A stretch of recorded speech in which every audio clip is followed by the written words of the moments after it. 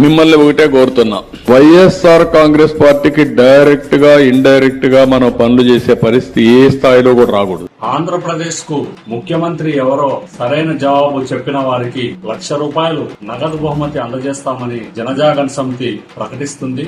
మార్చి 15వ తేదీలోపు సరైన జవాబు 7288904076 అనే వాట్సాప్ నెంబర్ కు వాట్సాప్ మెసేజ్ చేయాలని జనజాగరణ సమితి కోరుతుంది.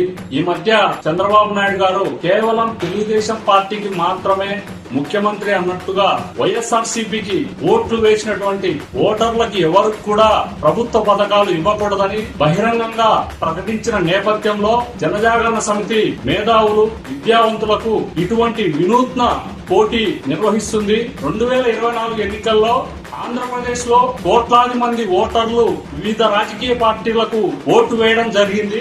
ఆ కోట్లాది మంది ఓటర్లందరూ కూడా ఆంధ్రప్రదేశ్ కు అసలు ఎవరా ముఖ్యమంత్రి అనే తీవ్ర గందరగోళంలో ఉన్నారు.